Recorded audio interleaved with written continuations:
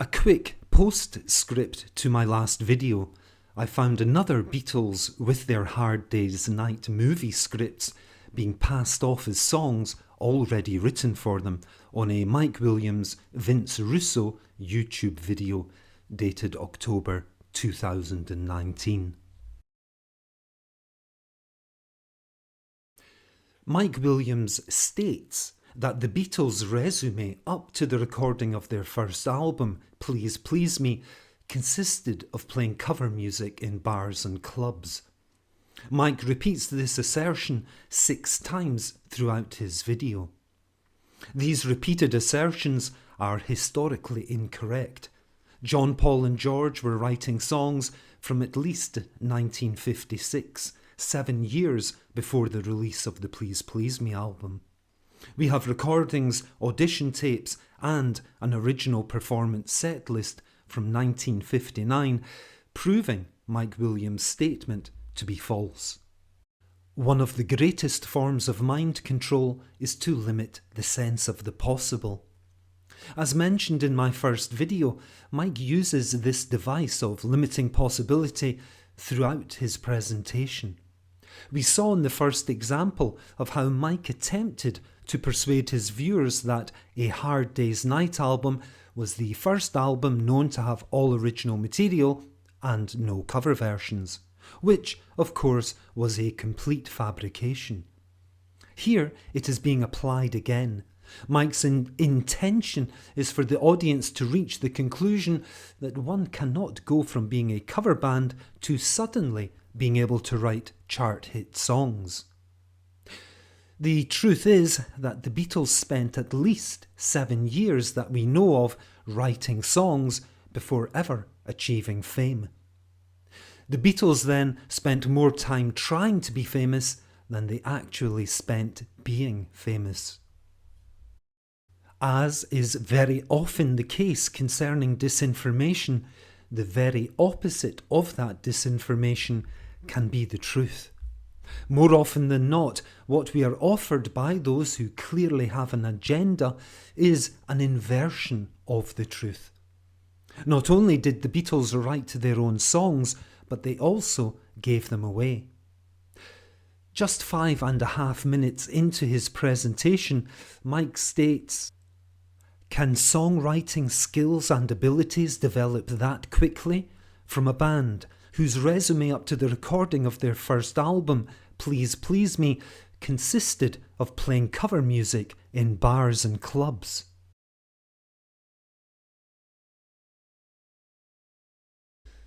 Variations of this statement are then repeated 5 more times throughout Mike's presentation. 6 repetitions are more than enough times for a seed to be planted in the viewers' minds.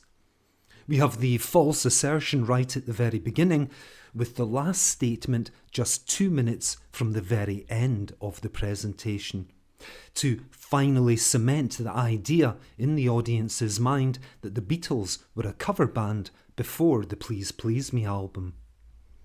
6 repetitions throughout 4.5 hours may not at first appear to be that many, but this number is indeed significant when those statements are a deliberate fabrication. Though it was hard work, we really became tight bands, and the same happened to the Beatles, but the Beatles had the edge on us because they used to do a little bit of their own material, whereas we didn't. We just did what we thought we liked. We'd copy a record that we liked particularly, but they did some of their own material. Bear in mind, that was when Ringo was still playing with us and Pete Best was still their drummer. Stuart Sutcliffe was still the bass player. An original 1959 set list of their then repertoire includes 5 songs, written between 1957 and 1959. The set list contains another possible 4, but they can't be confirmed. The Quarrymen home recordings were recorded at Paul McCartney's Forthlin Roadhouse in Liverpool in April 1960, just 2 months short of 3 years before the recording of the Please Please Me album, which was recorded on February the 11th, 1963. The recordings include Hello Little Girl, written in 1957, which Lennon stated was his first complete composition. Hello Little Girl was offered to fellow Liverpudlians Jerry and the Pacemakers, who turned it down. It was then offered to another Liverpool band, The Foremost, who released it as their debut single in 1963. The Quarrymen recordings also include I'll Follow the Sun, written in 1959, which made it onto the 1964 album Beatles for Sale, and The One After 909, written in 1960, which made it onto the Let It Be album 10 years later in 1970. The Complete Home Recordings album contains songs from 1958 to 1962 and includes the Quarrymen home recordings, but has 4 additional songs. One of them, In Spite of All the Danger, was written in 1958, just short of 5 years before the Please Please Me album. That song was recorded at Percy Phillips' home studio in Liverpool that same year and pressed on a 10-inch disc. And then we have the Decca Audition tapes from 1962, 8 months before the recording of the Please Please Me album. The tapes include 3 of their own compositions written in 1957 and 1959. One of them, The Love of the Loved, was part of their 1961 set list and was the debut single for fellow Liverpudlian Cilla Black in 1963. Other songs played live from the Quarrymen days and into 1962 include Like Dreamers Do, written in 1959, which was a fan favourite. I'll Be On My Way was also written in 1959 and was recorded and released by Liverpool rocker Billy J. Kramer in 1963. Pinwheel Twist was written in 1962 and was given to Pete Best to sing when playing live. We have recordings of a Cavern Club rehearsal sometime between August and December 1962, so between 1 and 6 months before the recording of the Please Please Me album.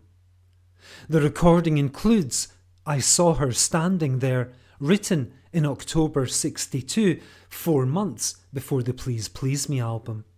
The One After 909 and 2 versions of Cat's Walk, written in 1958. We also have the release of the Beatles live at the Star Club in Hamburg, which includes 2 of their own songs, Ask Me Why, written in 1962, and I Saw Her Standing There.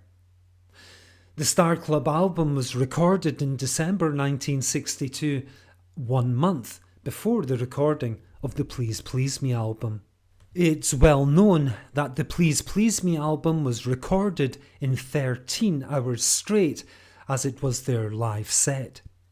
George Martin stated that it was a straightforward performance of their stage repertoire, a broadcast more or less.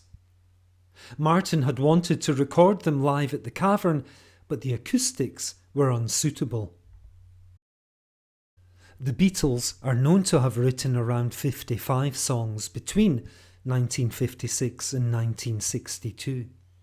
Included amongst the better known ones are When I'm 64, written in 1956, which appeared on Sgt. Pepper's album, Ringo's Don't Pass Me By, written in 1962, which appeared on the White Album, and What Goes On, written in 1957, and Michelle, written in 1959, both of which made it onto Rubber Soul, Mike's Elephant in the Room, and grand finale to his big presentation.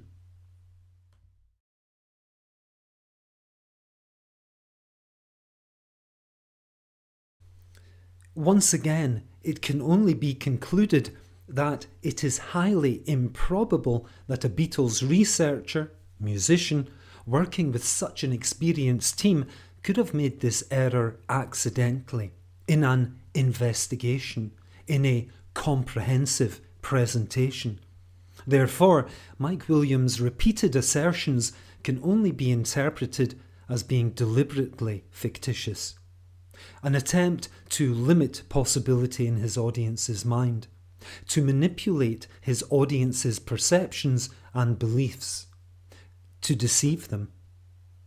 Therefore, the viewer should question Mike Williams' motivation for his attempts to deceive his audience and for making his presentation. There must be some underlying agenda.